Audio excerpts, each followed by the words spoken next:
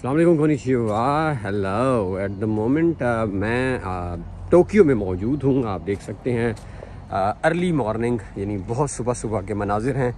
या पीछे देख सकते हैं अभी ट्रैफिक भी बहुत कम नज़र आ रही होगी क्योंकि वीकेंड है। सवालात जो है वो काफ़ी सारे आते रहते हैं। मसरूफियत के बायस व्लॉग्स भी नहीं बन पा रहे थे।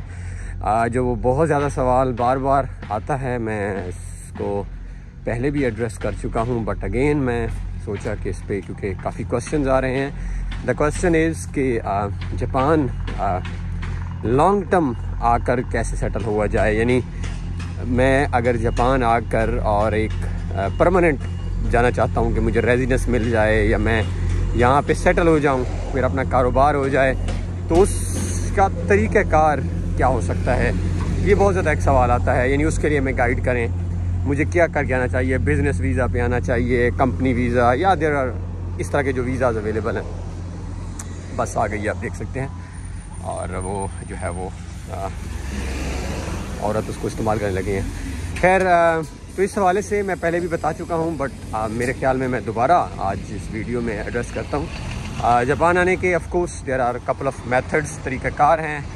आप डिफरेंट वेज से जापान लोग आ रहे हैं, आ सकते हैं।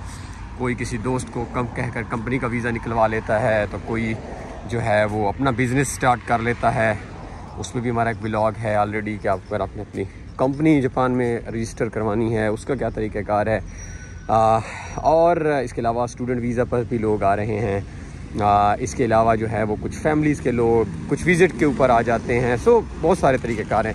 मेरे ख़्याल में अगर आप यंग हैं, यानी अब अगर आप जो व्लॉग सुन रहे हैं और अगर आपकी उम्र जो है वो 30 साल से कम है या मैक्सिमम 35 साल से कम है, FA अगर आपकी तालीम की हुई है, तो मैं 2-3 रूट्स की बात करूँगा। पहला रूट जो है वो, अगर ये मैं बता रहा हूँ कि अगर आपकी एज कम है और अगर आपने ये तालीम आपकी मैट्रिक FA है और कोई हुनर भी आपको आता है, तो सबसे बेहतरीन रूट जो जापान के लिए है वो है कि आप यहाँ पर एज आ लैंग्वेज स्कूल स्टूडेंट आके जो है वो पहले कोई साल सवा साल जो है वो थोड़ी सी स्टडी करें, और इसके बाद यहाँ पे बहुत ज़्यादा ऑप्शन हैं टू गेट सेटल्ड।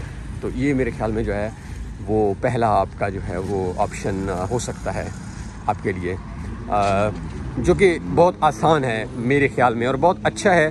क्योंकि जापान में अगर आपने लॉन्ग टर्म काम करना है तो ज़बान का आना इज़ वेरी इंपॉर्टेंट। अगर आपको यहाँ लैंग्वेज नहीं आती तो फिर अनफॉर्चुनेटली मैं आपको कह सकता हूँ कि there is no way to get settled here.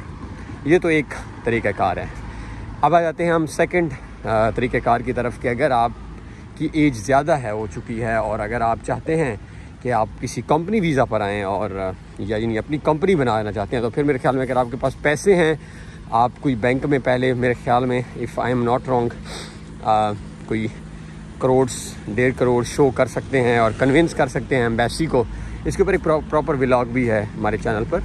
तो वो एक तरीक़ाकार है कि आप एज अ कंपनी के तौर पर यहाँ पे आ जाएं और अब अपना प्रोसीड करें काम को। ये भी एक तरीक़ाकार आपके पास मौजूद है विच इज़ वेरी लीगल।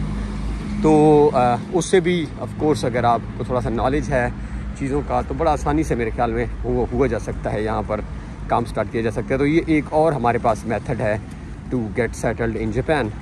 सो मेरे ख्याल में या फिर थर्ड जो है, अगर आप स्टूडेंट हैं, आपने बैचलर्स किया हुआ है, मास्टर्स किया हुआ है, तो वो रूट ऑलरेडी बड़ा अच्छा हमने डिस्कस किया है कि आप PhD आएँ और स्कॉलरशिप के ऊपर। मैक्स्ट हैं, ADB है, जायका की अगर मौजूद हैं, प्रोफेसर फंडेड स्कॉलरशिप हैं, कोई यूनिवर्सिटी का स्कॉलरशिप है, वो भी that could be also an ideal option to study here. So ये सब कुछ ऑप्शंस हैं। सुबह सुबह का मनाजिर थे, मैंने कहा मैं आपसे शेयर करूँ। अपना ख्याल रखिएगा। अल्लाह हाफ़िज़।